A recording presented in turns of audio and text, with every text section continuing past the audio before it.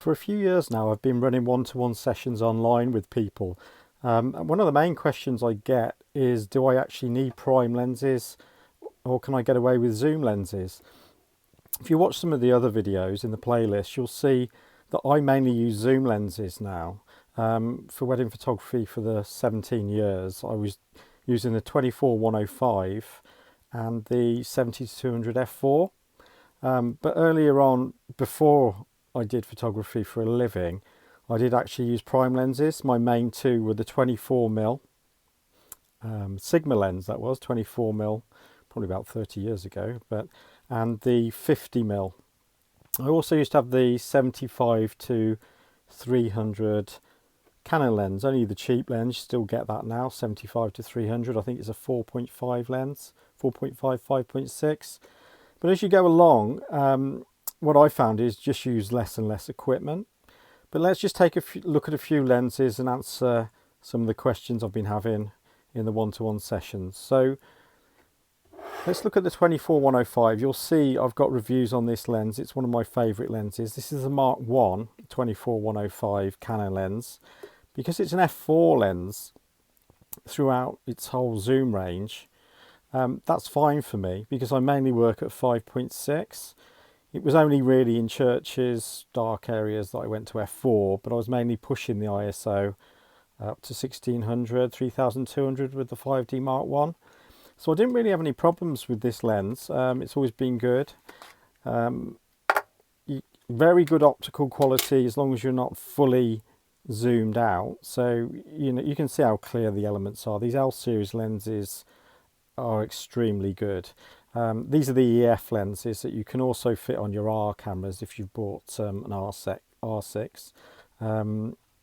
So yeah, I mean 24mm, don't expect it to be razor sharp right on the edges. As soon as you get to 28, which I find is a good area, 28 to 35. This acted as my full wide angle zoom lens. So I also like this at the 100mm end as a portrait lens, 85 through to 100mm. So as I say, as soon as I got this lens, I didn't really need much else. I mean, it wasn't critical to be, sharp all the way to the edges with weddings. A lot of the time you're shooting at f4, 5.6. So that wasn't the end of the world. I suppose one thing I did miss about the 24 prime lens is when you're doing architectural work, maybe if you're doing bigger prints, which was very rare to be honest with you, you'll miss that bit of sharpness. But you can stop this lens down. So if you stop this lens down to about f11, so f4, 5, 6, 8, yeah, 11, you're getting great sharpness at the edges at 24mm, 28mm, 35mm. So why did I then buy a prime? Well, it's a good question. It's a matter of, do you actually need a prime? So at the end of, shooting weddings, I mean, about 2 years ago, I stopped shooting weddings, having a bit of a break from them now. I found the 35mm f2. So the 35mm f2 is a USM lens.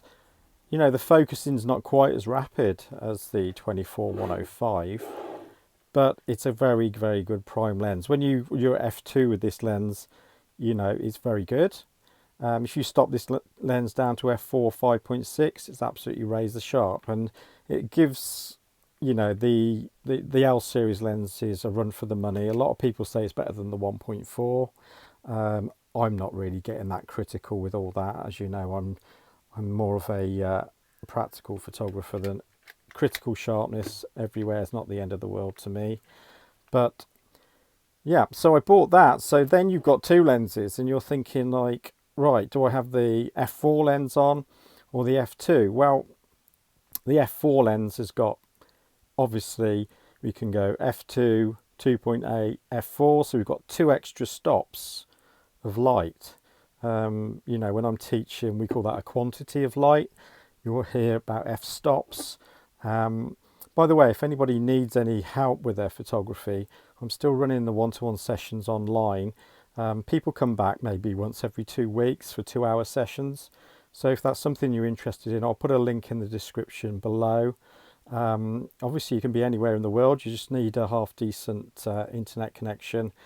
We do a video call, we can go through anything you like about equipment, running a business, or maybe you're having an exhibition, you need someone to critique your work and look at composition and lighting. So just carrying on with this. So f4 was fine most of the time, and then I came across starting to do evenings at the weddings. So this is where the f2 came in.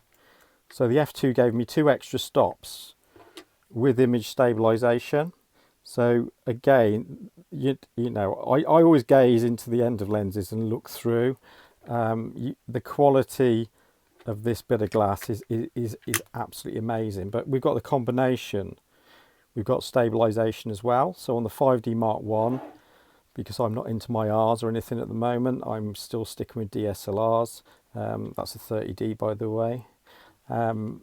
So that sorted that problem out. It meant in the evening, say I was pushing my luck and I was at 60th or 50th of a second doing the speeches, those extra 2 stops helped a lot, because the lights go down, they have candles, you're in trouble. So the f2 really helped a lot. So if you need a couple of extra stops, yeah, get the prime lens. Would I actually buy this lens purely for optical quality?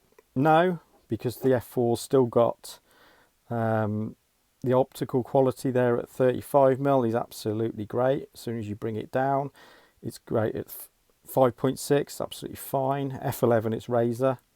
So, and the autofocus with this lens is superior to this lens. It's just slightly, it's not terrible. It's not a problem at all. But this is extremely zippy for anyone coming down the aisle in a church. The 24-105 wins. So yeah, the 35mm focal length on the 5D. This is the 30D, but on the 5D, the 35mm focal length is one of my favourites. I quite happily walk around with a 35 without anything else. You can do a lot with the 35mm. So let's just move on and then see what we did next. So I'm just going to slide the big old lens in now. I won't make the frame.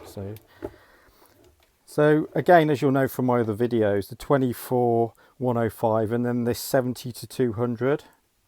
So the 70-200 has been, well, it's a horrible thing to say, but it's the money lens. It's literally earned me most of my, living doing weddings, this lens. The 70-200 focal lengths, we can use 135-200 for portraits, which is absolutely beautiful. And 70-100 is absolutely great for group shots as well. So stand back a bit, give them some breathing space, and this is great. So again, I was at f4 with this lens. This is an f4 lens. The evenings when I needed to do longer shots, I thought, do I need an f2? And this was a big decision now, because this lens has got image stabilization in it as well. And I thought, well, that extra couple of stops, let's give it a go. So I was fine for most of the day, and then it was just as the autumn time weddings, this sort of thing, I thought I need those extra couple of stops. So I bought the 135 f2, and anybody that knows this lens, it's one of Canon's, optically one of their best lenses apparently, and it really is an amazing prime lens. But do I actually use it? Well, no, I don't use it. This was the problem. I got this lens and it's absolutely immaculate, and I love the idea of using it.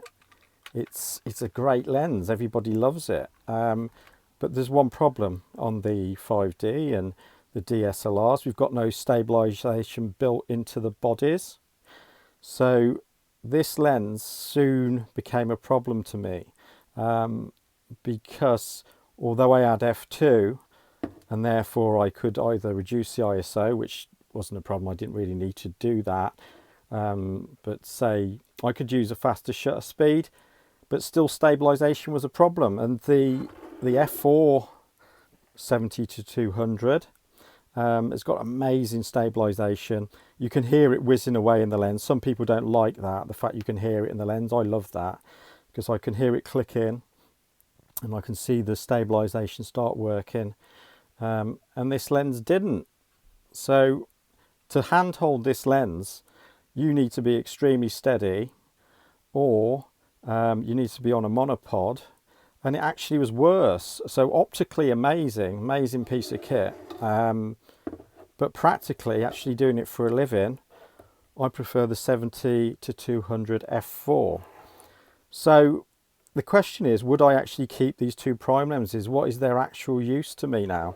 And should you buy prime lenses? Well, don't feel you've got to buy prime lenses. The technique I teach people when they're learning is to actually use zoom lenses, but put a piece of tape to tape these lenses. So if you want to learn 35mm, the focal length, you've got no problem there. You can switch it over to 35mm. Use 5.6, work outdoors in decent light, and you're sorted. You will then move on. You could use the 50mm for another day. Force yourself to go out and use different focal lengths. So 100mm again, start doing your portraits, tape it. So a piece of tape across here will stop you having to zoom, and you'll start using your feet more, moving forward and backwards. So just looking at what I would do as a recommendation now, I would still recommend the 24-105. Getting mixed up now. It's amazing the size, this 135 and the 105, very similar size. So I'd use the 24-105, I'd use the 70-200 f4, and I would actually sell these two. So to me at the moment, this decision I'm making is to whether to go backwards in kit. I use these lenses so little, and yet I've got everything in these two. So put your comments below. I don't know what you're using now. Maybe you're using some of these. I'd be interested to hear if you're using any of these lenses on your R6s, your R5s. Obviously the R6 Mark III is coming out soon, 32 megapixel I believe. I'll hopefully have one here and we can review it against these old DSLRs, see how they're getting on. I've done an R6 review, but I missed out the R6 Mark II. I've been away, been pretty busy. But yeah, put in the comments below if you need any help with your photography. The 1 or 2 hour sessions online, people come back, as I say, and they get a lot from the courses. It doesn't have to be a course, it can just be a chat, or you can show me 10 of your images and we can go from there. Just try to improve your business or your photography. Okay, so have a great day and I'll see you again soon.